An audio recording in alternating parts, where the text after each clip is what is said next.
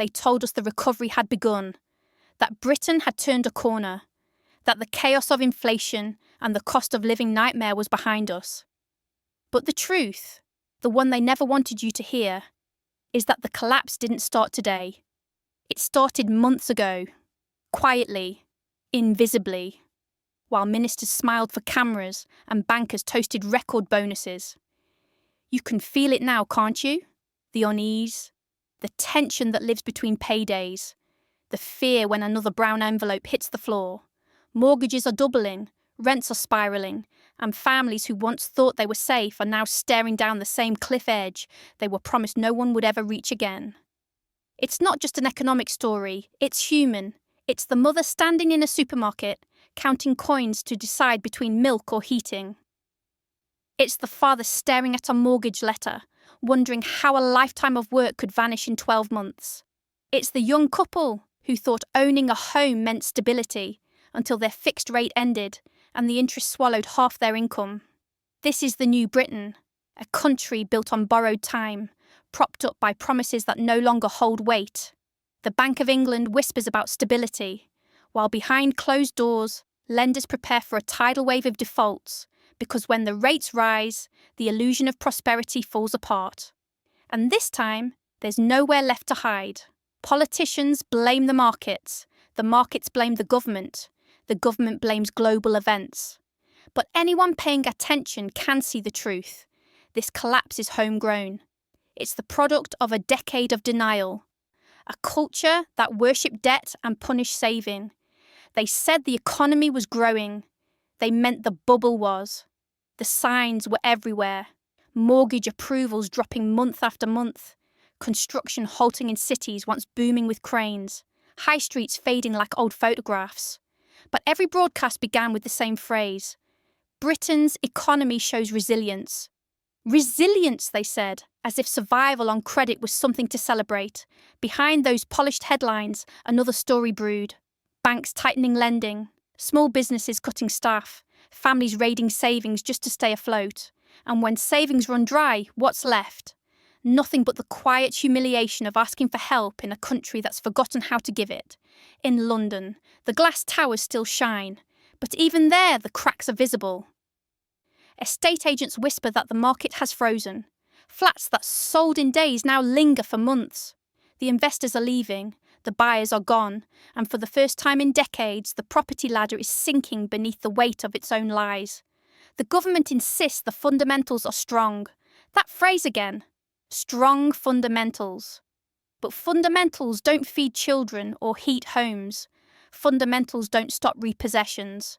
Fundamentals don't explain why working families are turning up at food banks in record numbers. Every great collapse starts with denial. First they say it's temporary, then they say it's under control, and finally, when the truth can no longer be buried, they call it unavoidable. That's the stage we're entering now. The stage where excuses become currency and reality is too expensive to acknowledge. For decades, Britain lived on the illusion that property was wealth, that owning a home meant safety, that house prices could only go one way, up. But the math has turned. Mortgages that once cost $900 a month now demand $1,800. Wages haven't doubled. Hope hasn't either. In the suburbs, the for sale signs tell a story no press release can hide. Families fleeing rising payments, retirees selling to survive, landlords offloading portfolios before the crash becomes official. They all feel it coming, that cold whisper that says the good times are gone. The markets react first, the people follow next. Then comes the panic. It's starting already. Quiet panic, the kind that doesn't scream. It calculates. How many months can we hold on? What can we sell before they take it? And when does pride give way to survival? Inside Downing Street, they talk of support packages, subsidies, schemes, safety nets. But every policy sounds recycled, every promise smaller than the problem it's meant to fix. They're fighting a hurricane with umbrellas.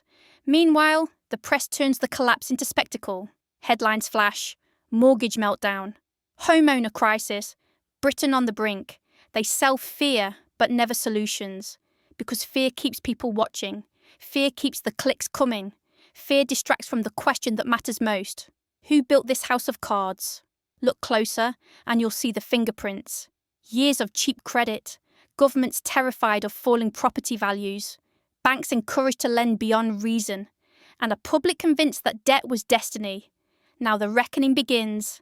In towns once defined by industry, you can trace the collapse street by street. The factories became flats, the workers became borrowers, the prosperity became paper thin. And when the paper burns, what's left behind? A country that forgot the meaning of value. Energy bills soar, food costs explode, mortgages suffocate. Every crisis feeds the next. It's not just numbers on screens, it's the erosion of trust itself. When people stop believing the system works for them, that's when economies truly collapse. The experts call it market correction. Ordinary people call it survival. The correction means repossessions. It means midnight calls from banks. It means the slow disappearance of middle-class comfort.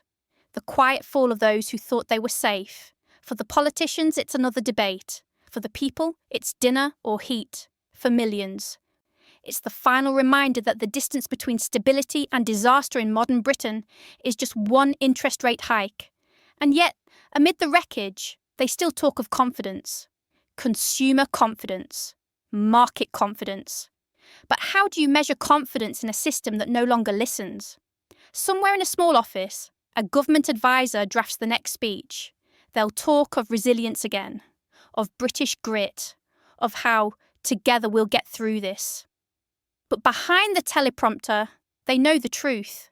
This isn't a storm to get through. It's the storm we built. The real collapse isn't just financial. It's moral. It's cultural. A generation raised on the promise that property was the path to freedom now realises it was a chain. We borrowed our future and spent it on the past. In northern towns, the lights go out earlier. In London, the cafes stay half empty. The hum of ambition has turned into the buzz of anxiety. Everyone's waiting for rates to drop, for wages to rise, for someone, anyone to take control. But no one is coming. When a system feeds on debt, it dies when the debt ends. The lenders know it. The government fears it. That's why they'll do anything to keep the illusion alive. Another bailout, another promise, another speech about green shoots of recovery. They've used the same words so often they've lost all meaning. The truth is simpler. The recovery never began. The economy didn't heal. It hid its wounds. Now the bandages are off, and the infection is spreading. Every missed payment, every repossession, every shuttered shop is a symptom of the same disease. Denial. There's talk now of emergency meetings, of quiet deals between banks and ministers. They'll blame global turmoil. They'll say, unforeseen pressures. But nothing about this was unforeseen. They saw it coming and hoped we wouldn't notice. And while they delay, Britain bleeds value. The pound weakens, the markets shake, investors vanish. Ordinary people pay the price. It's the oldest story in politics. When the system breaks, the victims are always the same. Still, there's a strange calm in the chaos, because deep down, people already know. They can feel it when they open their bills. They can see it when they check their balances. The collapse isn't coming. It's here. It just hasn't been announced yet.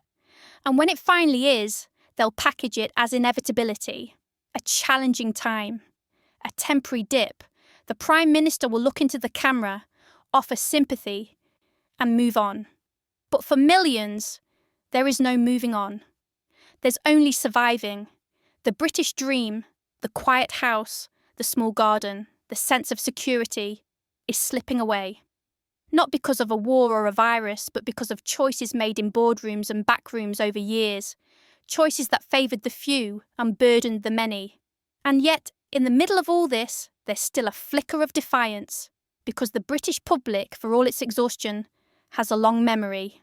They remember every promise, every lie wrapped in optimism, every moment they were told, "You're doing fine," while the ground shifted beneath their feet. The reckoning won't come with riots or speeches. It'll come quietly, at the next election, in the next protest, in the growing refusal to believe anything from the mouths of those who built this collapse. The economy may recover one day, the numbers might rise again, but trust, once it breaks, doesn't come back with interest. And so, Britain stands at a crossroads, not between prosperity and poverty, but between truth and denial, between facing what we've become or pretending a little longer that everything's fine. History will remember this moment not for the charts or the forecasts, but for how a nation reacted when the mask slipped. When the mirage of endless growth finally shattered, and the people saw the reality underneath. This isn't just a financial crisis, it's a mirror, showing us who we are when the credit runs out. The collapse is here. The question now is simple. Who will rise when the dust settles? Because this isn't the end of Britain's story. It's the moment we find out what kind of country we really are.